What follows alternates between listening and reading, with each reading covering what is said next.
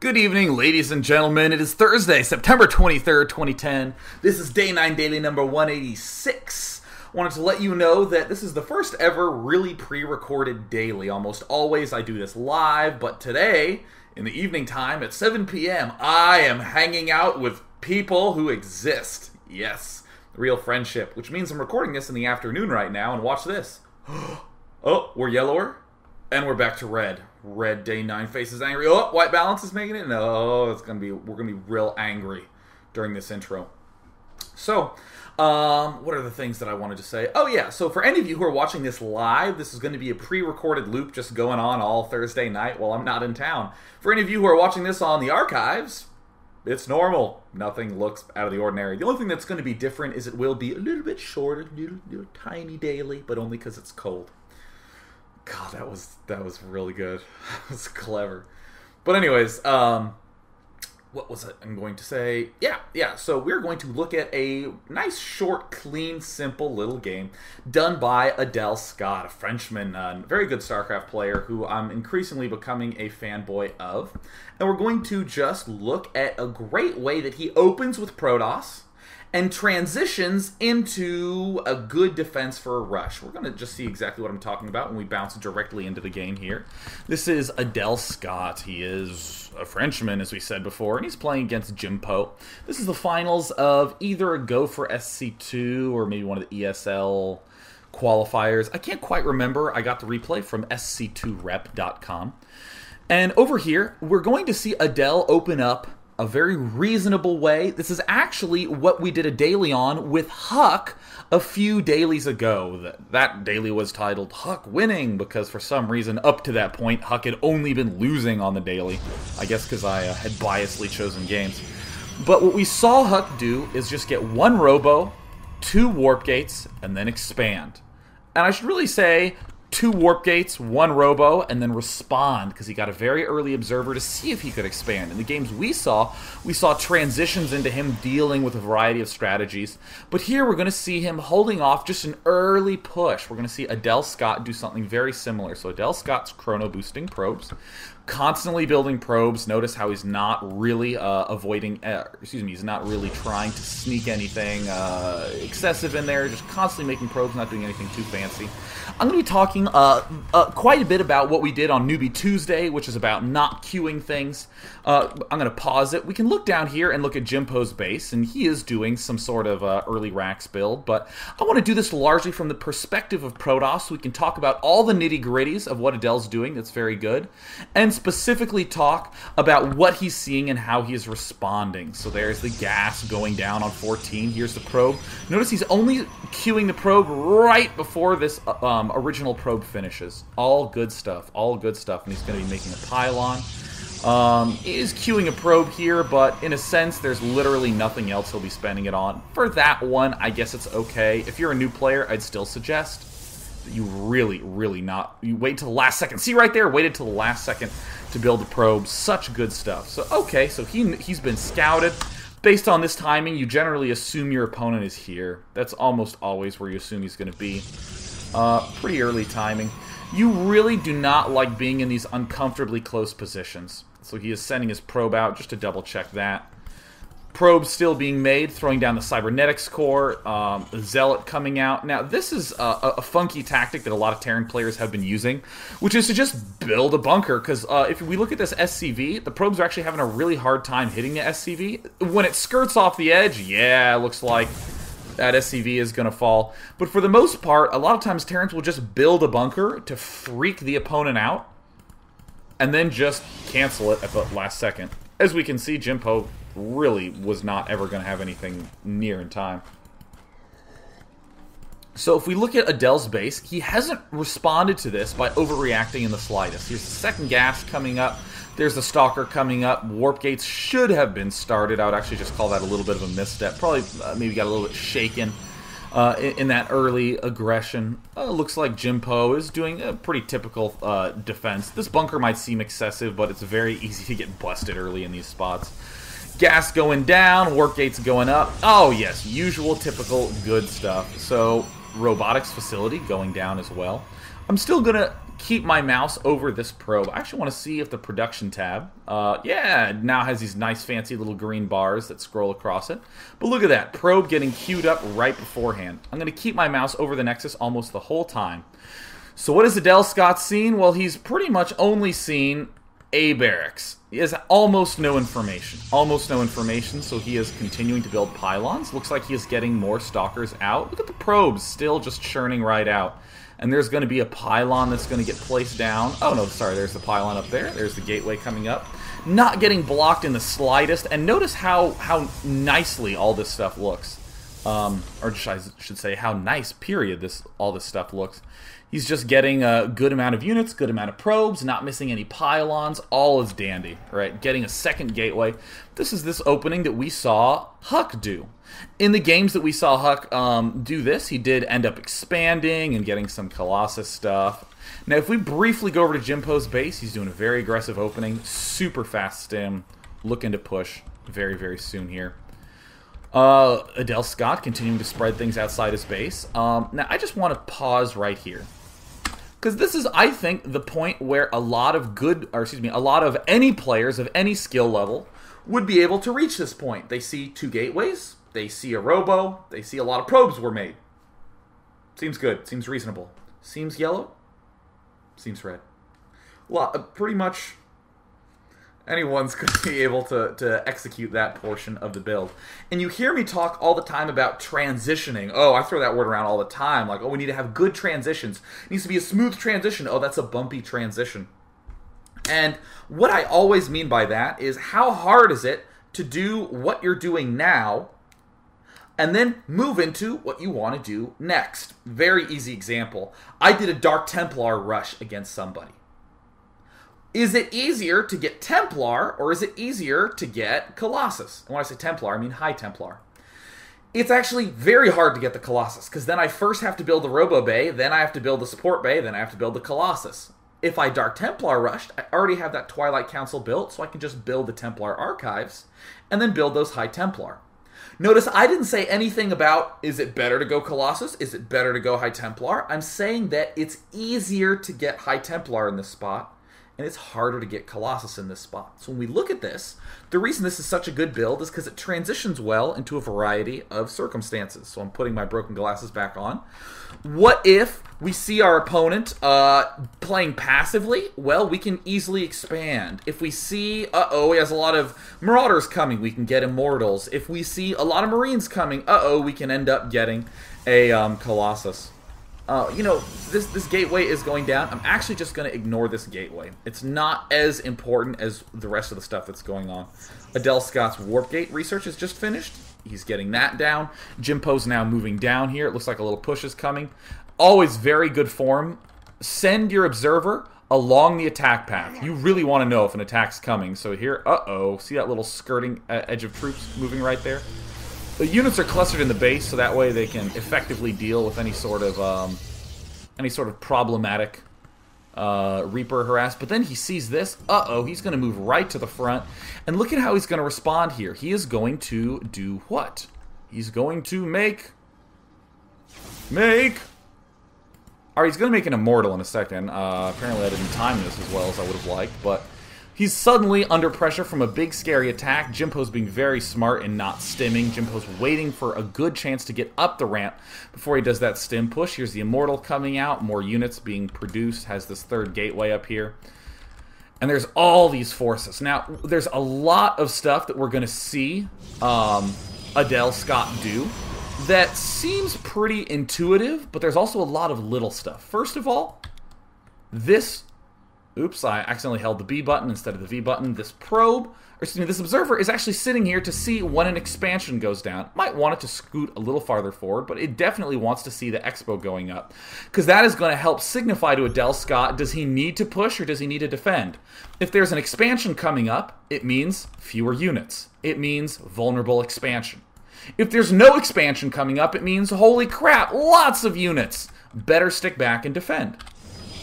And there's the scan by Jimpo. Here's an Immortal coming out. Looks like Robotics Bay coming up. Looks like he was intending on doing some little Colossus push action. Great. just throwing down the force fields. Such calm here, right? Such extreme calm. Not going to try to do anything too nuts. Not going to do anything too nuts. Again, I just want to note, these 3 buildings, if this initial little observer got here and saw maybe like 2 tanks and some marines and a command center making, no need for this warp gate, no need for this robotics bay, can easily just expand. It transitions well against an expanding player, and it transitions well against an aggressive player, as we are seeing right now. Just good little standard stuff. Now, a big reason I chose this game is because a lot of gold platinum level players can't quite get into the Diamond League because against early attacks, they just completely butcher their basic decision making. Or they'll just end up losing, or they'll end up panicking. Notice Adelscott hasn't done anything really. He's just waited and waited and waited, and then right when he has a good amount of units, he moves out. And when I say waited, I want you to just note how patient this is. To just wait right here at this distance. In fact, let's just go back and relook at this again. Look at this, pulling everything back. Look, he's going to inch himself forward just to kill off this SCV. He's going to inch himself forward to kill off these. And then he's going to very patiently wait at a good distance. Good patience, great patience. You only want to hit him when it's at an extremely favorable angle, or when you have like 80 million more food worth of units than he does. Now, I want to again show you a fundamental mistake a lot of people will end up making at these lower levels. They have just broken this attack. They have just broken it. They don't see an expansion. And at this point, you are overwhelmed with the joy of, oh, I get to leave my base. I don't think I'm going to die yet. And people just go, attack! I'm going to do yet another day 9. Like, oh, charge forth. That makes my arm look so long. That is freakish. Look at how long my arm is. It doesn't even bend like that. My arm's actually straight right now. Is this a fishbowl lens? I don't know, but also apparently my face is really red. Not until I bring both hands in the frame. I'm having fun doing a daily in the afternoon. Alright, but a lot of times people will get so excited that they have just broken the contain at the front of their base that they just march right out to kill him. Bad, bad, bad, bad, bad, bad. Notice Adelscott moved the observer forward right when he broke the contain. What's in this base? Oh, it looks like Jimpo is just continuing to one base it. Adel just pulls back. Look at this. He gets the Colossus. This is normally the free ticket to attacking, is having the Colossus out. You normally have a timing where right when you get the Colossus out, you move forward to attack. What does Adel do? He just expands. Is he getting any upgrades here? No, not yet. Doesn't really want to abuse that. Just getting the Colossus out, playing very reasonably. And I'm almost tempted to rewind this whole replay and just stick here looking over the Nexus. I will actually do that at the end here. Because that is the last fundamental thing. And I'll talk about that in a moment. But again, look at that observer. Poked in the base. Pulls right back so it can see what's coming out the front. So it can see if there's an expansion up. And of course, Stalker's now trying to move out. Adelscott is making the Terran come to him. He's making this aggressive player just come to him. And just sitting on your ass defending is something that a lot of players who are starting to improve definitely undervalue. We'll talk about that in a second. But notice there's nothing too extraordinary about this. Some good force fields. Force fields always used to help keep that Colossus alive.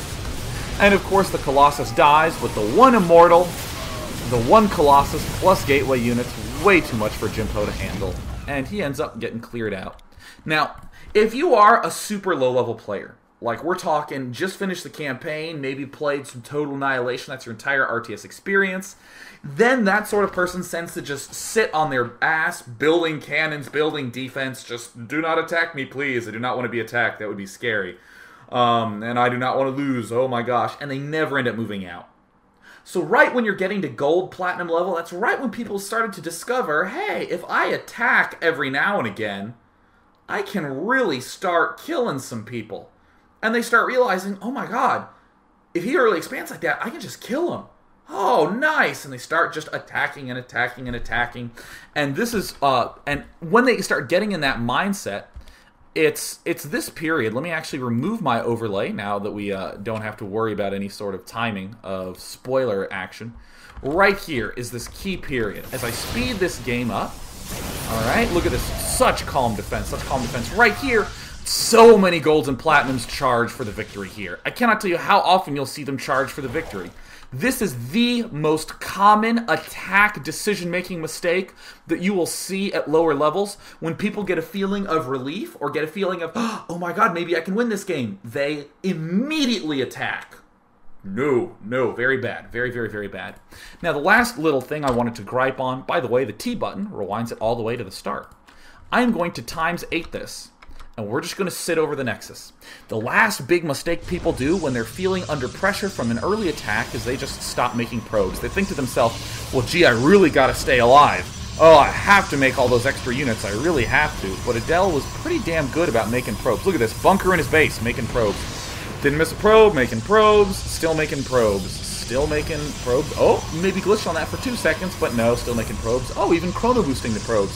Still making probes. Look, he's getting an observer. He's even getting another gateway up in the corner of his base. There it goes down. Still making probes. Making probes. Ladies and gentlemen, making probes is important. Uh-oh, he has stopped making probes. Uh-oh. Made plenty of probes up to that point in the game. And this actually mildly bothers me, because if we didn't make this gateway and just kept producing out of these two, we would have had the exact same army size, but we also could have gotten some extra probes out. This is perhaps the biggest mistake that you will see. I'm actually quite curious to see if Adelscott begins making probes again. Okay, good, yeah. Just goes right on back to making probies. And this will end up being something that would end up biting him in the ass later on. Look at this. This is not that many probes. This is 24 probes. 24 of them. That means if he expands, he's going to have 12 probes at each base. That is not a good boost. That does not help your expanding. It's not good. You really do need to constantly make those probes. Constantly made him for quite a long time. I will say, if you do stop making probes, you can do things like support an extra gateway and try to kill him really fast, but I want you to understand that that is an all-in decision. That's you saying, screw late-game economy, I'm just going to make another gateway and try to win right now. No. Don't do that for the long-term games. So, because it's 4:30 and because I'm late, I'm going to take some questions from the, oh wow, 526 people who are watching. Yeah. So, let's see here. Also, someone says, once you get past 26 probes, aren't you oversaturating? No, actually, you need 3 probes to perfectly saturate one mineral patch, but that's not really the point. The point is that you want to set up your extra expansions in the future so that right when they're done, you straight up have a fully operational base. I cannot tell you how painful it was to see all those replays in the middle of, like right after when the game came out, when people were starting to transition away from nothing but one basing and transition to expanding a little more. People would do their one base type plays, and then they'd expand, and then it would finish, and then they would have like 8 probes here and like 16 probes there, and they start, oh my god, chrono boost, oh my god, chrono boost. And you know what it means? It means they were on 3 gateways like the whole friggin' game. Anytime you want to be defending some early push, and you're really, really under the gun, just make sure you can stay alive and defend and keep making them probes. Keep making them probes. Keep making them probes. Keep making them probes. Keep making them probes. So, we reviewed this game. 3 things we learned. Good transitioning. Good transitioning is a build that if you see him expanding, you can also deal with it well. But it can transition to a good defense. So that's the Immortal that we saw, that's the Colossus that we saw, and that's the passivity that we saw. The second one is, after an early push, not a rush, I'm not talking about like 6 pools or reap rushes, just an early attack, right when you've defended it and you're feeling, oh my god, maybe I'll live. Do not try to end the game immediately unless you have very good reason to do so. Make sure that's a good motivation. And third, make probes, make workers constantly, especially if you're in an early rush situation, because you want to have a good leg to stand on later on, and those are your probes for when you get your expos up. Gonna take some questions. All right, let's see here. Oh, I just did want to say, send your replays of you dying to early aggression to Monday at day9.tv. We'll do them, or excuse me, send it to Tuesday at day9.tv, and we'll review the Newbie Tuesday reps, the lower level players losing to any sort of early aggression, that sort of stuff. And also for Fun Day Monday, send me replays of you carrier rushing. That is, you are not allowed to make an expansion nexus until you have started producing a carrier. That will be Monday at day9.tv. Just send me the games there. I will take them in just a moment. So here we go. So, Glatoni says, Mr. Day 9, with a new Warp Gate nerf, are Protoss players going to have to start making more gateways to stay on low resources? Maybe more standard 5 Warp Gate builds? Maybe, but if they do, then that's just something they'll have to do. I don't think it'll greatly affect the trends that we're seeing people do. And by the way, don't you dare ever use the word metagame around me. Don't you dare use that. Oh my god. No one will ever be using that word correctly, I swear. Oh god, I can't handle that word metagame. People just using the word metagame. Oh yeah, he went Reapers, and he got speed really fast, need some harassment. I like that metagame. You what? Do you like the Reaper build? Then say you like the Reaper build, man. The metagame. Oh god. So, let's see here. So, I'm going to take 2 questions. Still haven't taken any questions. All right. Thievin says, Day 9, what's a good way to remember to keep making probes? In the heat of the passion, is it very easy to forget making probes? It's very easy to forget, so you need to rearrange your priorities. Your priority should not be to look at the battle and to stay alive, and then remember to go back and make probes. Your priority should be to make those probes and go back to the battle and try to stay alive. I cannot tell you how amazing the revelation of macro was for me in Brood War. I talk about it a lot, and it's kind of related to my revelation, but here's the revelation I had. One day, I was just losing a lot, and I saw a cool video of Chocha actually doing very, very good macro with just his keyboard hand, and I said, I want to do that. So I started just practicing it, and I actually was realizing that I was getting a lot more money just because I was making more drones, so I just made more hatcheries. And I made enough hatcheries that it wasn't too many, I didn't have any leftover larvae, but I was getting a lot of stuff. And suddenly, I was winning like almost all my games. Now, I really did not have that great of focus back then, so I literally couldn't look at the battles very well. So what I would do is I would macro, and I would just attack with all my stuff. I'd like burrow my lurkers, and I'd just go back to trying to macro and make sure my drones were doing everything right. And then I'd rewatch the replays after I'd won, and just realize that I had like 9 times as much stuff as they did.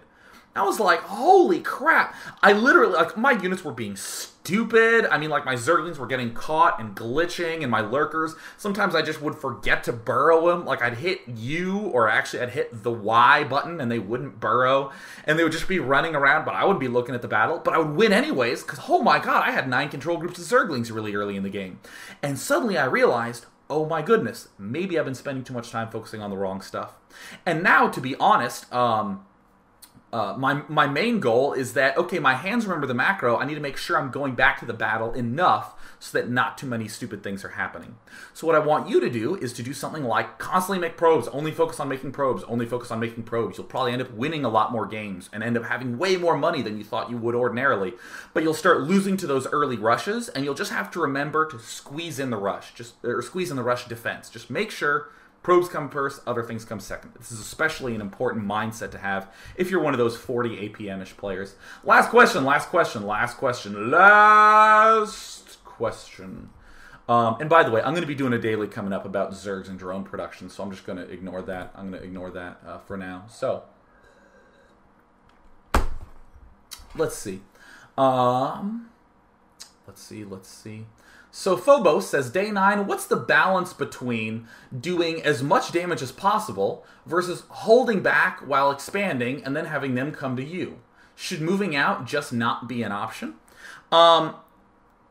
This is something that's going to take some practice to do. This is actually another one of those long sort of periods. But for me, the good benchmark was, if my opponent is not even attempting to expand anytime soon, I'm not going to try to expand myself. Why would I want to do that, you know? Like, so for instance, if you're a Zerg player and you early expanded, and Protoss is going like 5 Warp Gate with a +1 upgrade, and you're just like, okay, he clearly cannot support expanding anytime soon. Makes extra spine crawlers. If you have an excess of money and feel tempted to expand, build that hatch in your base, or get an evolution chamber and upgrade. Just stay on your low base count. For me, when I play Protoss, I feel very confident with my 1 base of stuff against Terran's 1 base of stuff.